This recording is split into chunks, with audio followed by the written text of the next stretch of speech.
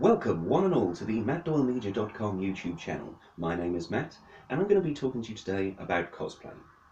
Now, I only attend one, maybe two conventions a year, and what I like to do is try to build a new costume for each one. When I'm doing this, I allow myself round about 3 months. The reason for this is twofold. One, I work kind of slowly, and two, I'm perfectly capable of screwing up. 3 months allows me ample time to correct any botches or in extreme cases change costume entirely. Now more recently I attended the 2018 Medway Screen and Comic Festival. Going to this convention was kind of a last minute decision, so what I was left with was, instead of 3 months, I had 3 weeks. Rather than admit defeat and just recycle one of my older popular costumes like, say, Renamon or Selty, I decided to challenge myself to build something new in that time.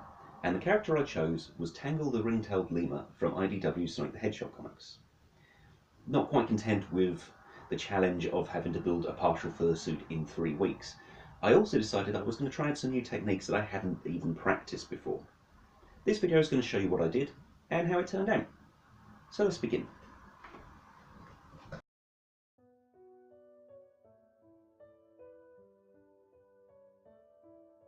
Now, the type of foam I'm using here is a very basic interlocking floor mat, and the reason for this is twofold. One, it's about the right thickness for what I want to work with, and two, they're quite inexpensive, so you can pick up a fair few of them for quite a cheap price. And what I'm doing here is I'm marking down a pattern that I bought from EvilTedSmith.com. Now, Evil Ted Smith is a prop builder. He's worked on The Walking Dead, Star Trek Into Darkness, Fifth Element, The Hunger Games, The Muppets. The list goes on, and for only $3 you can get a pattern to create domes of various sizes. Now, this is one of the great things about Sonic the Hedgehog characters. At a very core level, their heads are very nearly spherical. So my thinking was that if I built 2 domes and separated them with a thinner strip of foam, it would give me about the right shape and the right size for Tangle's head. Now, you'll notice here that we have 8 pieces. This is because you need 4 pieces per dome. But at the moment they're a little bit flat. Domes by nature are quite curved, and the way you achieve this is you take a heat gun and you use this to heat up the underside of the foam. Now, normally you'd have a rounded anvil to push it over, but I don't. So what I'm doing here is I'm pushing the foam down over my knee a couple of times just to give it that bend. And once you've got that bend worked into it, you can leave that to sort of cool down. And once it does so, you have, as you can see here, 8 nicely shaped pieces of foam.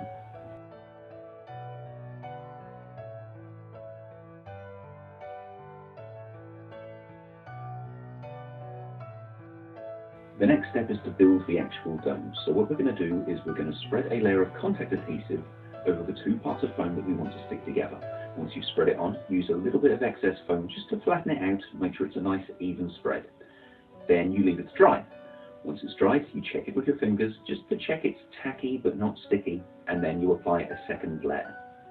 Once again, you leave this to dry, and then once it's ready, we're going to start pressing the pieces together.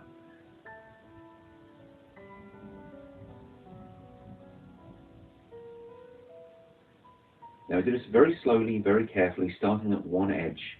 Just slowly work it together, make sure the edges stay nice and tight to each other, because the last thing you want is for them to start coming undone and start pulling apart, which is a very big possibility.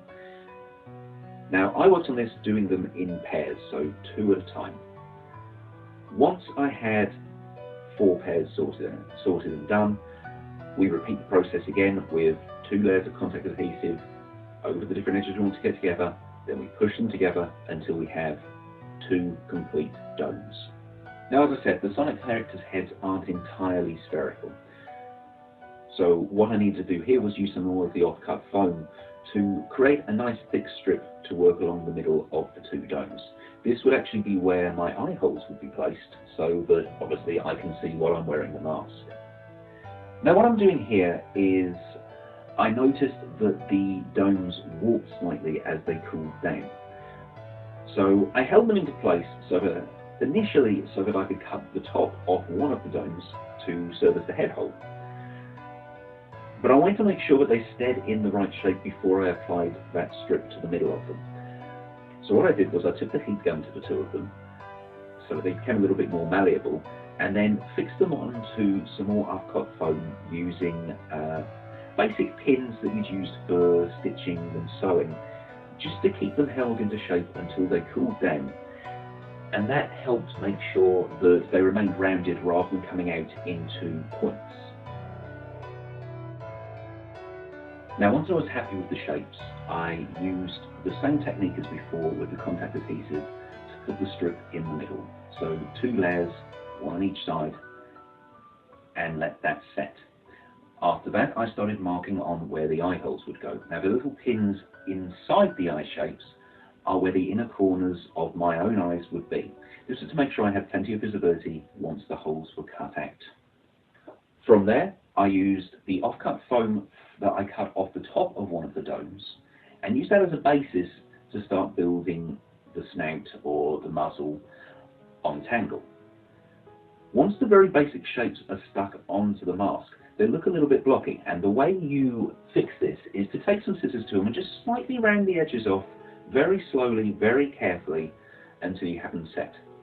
After that, it's time to make the pattern so that we can start furring the mask. And the way you do this is to first cover it in a layer of cling film, just to protect the actual mask itself, and then cover the cling film there in a layer of electrical tape, gaffer tape, masking tape, whatever you have to hand. Once that's all in place, you draw the lines for where you're going to cut. And then, as you'd expect, you carefully cut along the lines until you have a workable pattern that you can use to cut out the individual pieces of fur. Now, ordinarily, what I would do is I would use these pieces of fur and stitch them together to make what's essentially a mask for the mask. Then you would hot glue gun the edges into place. Having to work a little bit quicker on this, I decided to use a slightly different technique where I took the individual shapes and hot glued them directly to the mask without any additional stitching. Now, the risk with this is that any seams could be quite visible. As long as you go slowly though, and as long as you're careful, it can work quite effectively. And you'll see here what I'm doing is I'm applying hot glue to the edges of the actual foam. I'm also applying a layer to the actual fur material. This is to make sure it all remains nicely in place. Get it in there nice and tight, nice and solid, all the seams pressed up against each other so that they're virtually invisible. Once we have the base layer of the furring done, it's time to make the cheek floofs and the hair. Now, to do this, I took sections of white fur and folded them into roughly the right sort of shape that I'd need. You pin them in place, get your needle and thread, and stitch these together.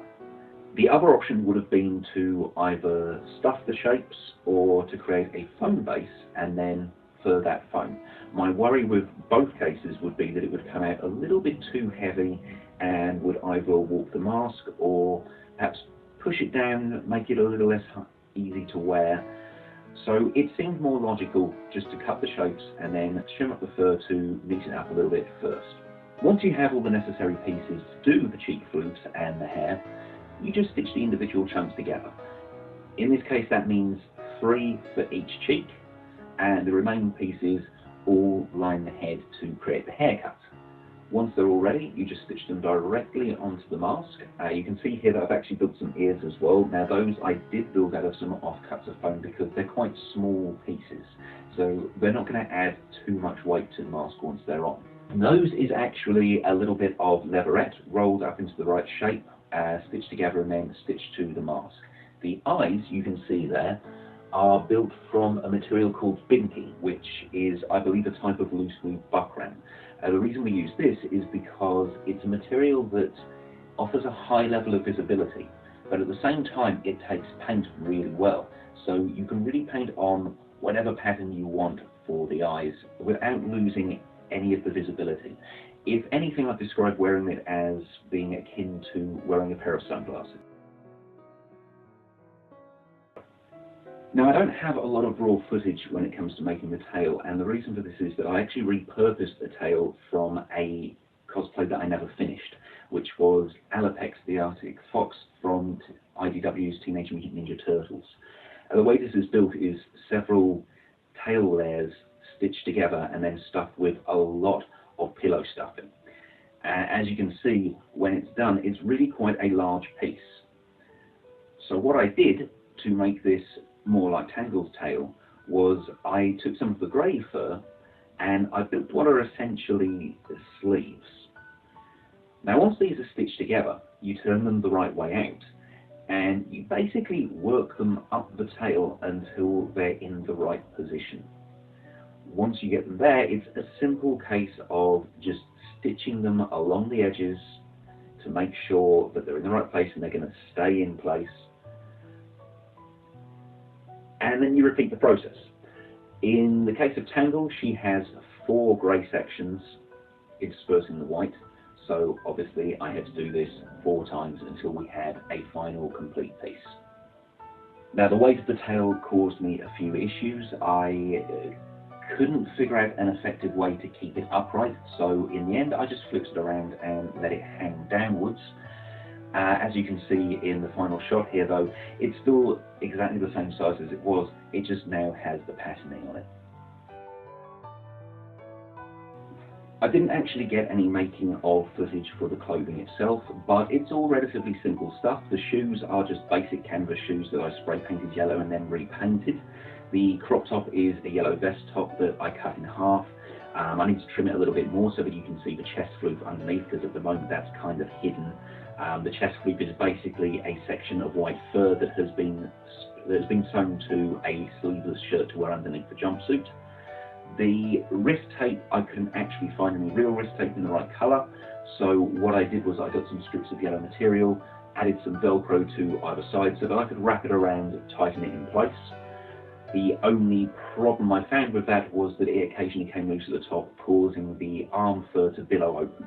So moving forward, what I think I'm going to do is just stitch the top end of the straps to the arm fur. The gloves were quite lucky for my part because I still had my mitts from when I used to do Kung Fu. All I had to do was just paint the right colour scheme on just to make them match the characters. The jumpsuit was the only thing that took any real length of time, and the reason for that being that I couldn't find a jumpsuit in the right colour and style in the shops. So what I did was I bought a very basic black t-shirt, cut it down the front, reshaped it slightly, added a zip, and then stitched this to a pair of leggings. I left a gap at the back for the tail to fit through, so I could attach that obviously underneath the jumpsuit before I zip it up. And the orange stripes on it are just strips of orange material stitched up either side and over either shoulder.